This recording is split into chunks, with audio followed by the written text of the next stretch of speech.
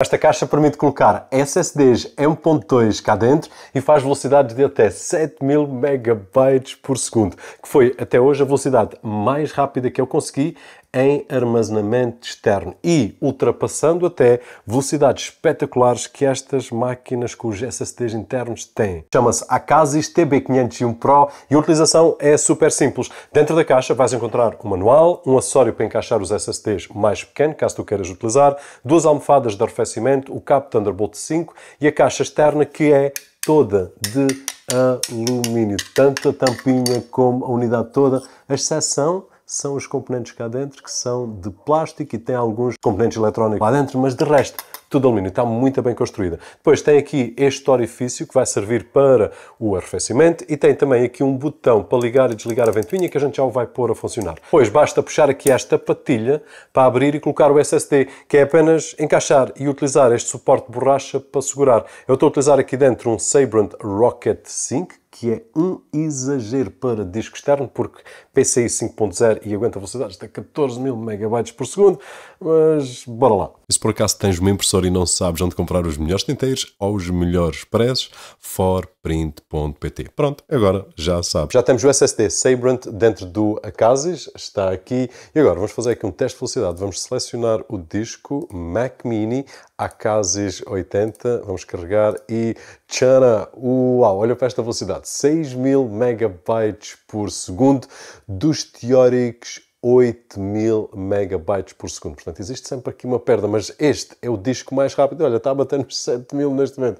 Brutal! Estamos com este setup do Sabrent, que atinge até 14.000 MB por segundo quando ligado por PCI diretamente na tua motherboard, mas aqui temos então a limitação do Thunderbolt 5. Temos o Mac Mini M4 Pro, que tem Thunderbolt 5, e tenho aqui o Philips Brilliant 5K, que é um monitor brutal. Tem este ecrã espetacular e mais uma série de situações, algumas delas já partilhei contigo. Vamos só fazer aqui um comparativo com o SSD interno do Mac Mini. Vamos selecionar aqui em Target, e a gente já fez este teste no passado, mas eu também já não me lembro. Vamos carregar, ok. Temos que selecionar Mac Mini, Users, aqui, e carregar em Speed Test. Este é o SSD interno do Mac Mini M4 Pro, ou seja, 4.000 MB por segundo, 4.500 e aqui 5.000 MB por segundo. Significa que neste momento estamos com um SSD externo muito mais rápido do que o SSD interno. Isto parece já o tempo em que nós tínhamos SSDs com unidades mecânicas aqui dentro. Isto estamos a falar há 12 anos, 15 anos atrás, essencialmente era assim. Portanto, estamos aqui com velocidades de 5.000 a 6.000, que são velocidades brutais, mas estamos a conseguir velocidades muito superiores e vamos aqui voltar com a Acasis 80 GB, que para já é o SSD ou a Enclosure SSD externa que eu já testei com maiores velocidades. É claro que temos que ter um SSD que consiga acompanhar. Não precisava sequer deste da Sabrent, podia utilizar um modelo anterior que atingia 7.000 MB por segundo. E agora alterei a ligação, em vez de estar ligado diretamente aqui no Thunderbolt 5 do Mac Mini M4 Pro, liguei no Thunderbolt 4 que este monitor tem. Portanto, qualquer computador com Thunderbolt 4 ou Thunderbolt 3 vai ser compatível, mas vamos ver aqui a diferença nas velocidades. Portanto, eu vou selecionar o disco, que em princípio ele está selecionado, mas vamos aqui, vamos a Acasis e vamos Open, e vamos carregar agora em Start, e vamos conseguir aqui velocidades de sensivelmente 3.000 MB por segundo, que é muito bom, são velocidades que nós já vimos aqui noutras unidades.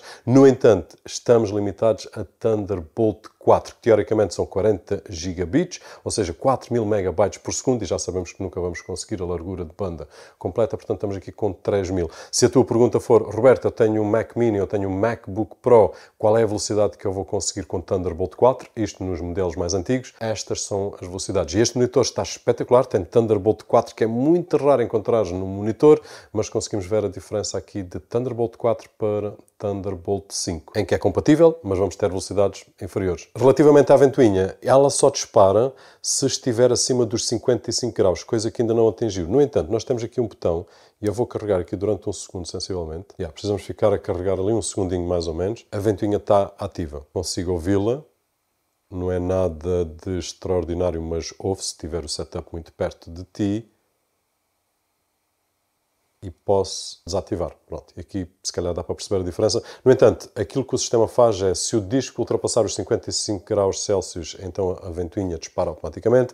Se estiver abaixo dos 40 graus Celsius, ela desliga e volta ao funcionamento normal. Se eu quiser ativar por uma questão de querer ter o disco sempre mais arrefecido, então posso ativar aqui durante um segundo e fica com aquele ruidozinho que tu ouviste, que não sendo irritante, não é incomodativo, mas se estiver perto de mim, se calhar é uma coisa que me incomodaria um bocadinho. Depende mesmo daquilo que eu estiver a fazer. Se eu estiver a ouvir som, se eu estiver a fazer outra situação qualquer, é na boa. Se eu estiver assim muito silencioso, como estou agora, então se calhar é uma coisa que nós não vamos querer, tanto nesta unidade como qualquer outra que tem que ser arrefecidas. Aliás, neste caso eu nem coloquei as thermal pads para fazer contacto aqui com a enclosure e fazer um arrefecimento mais efetivo, mas a verdade é que elas vêm incluídas mesmo para isso. E esta é oficialmente até o dia de hoje a caixa que mais velocidade me deu em discos externos. E isto é simplesmente top para quem utiliza principalmente máquinas como Mac Mini, Mac Studio, MacBook Pro e por aí fora e não quer pagar os preços proibitivos de fazer um upgrade, que, por exemplo, de 512 para 8 TB são 3.000 euros.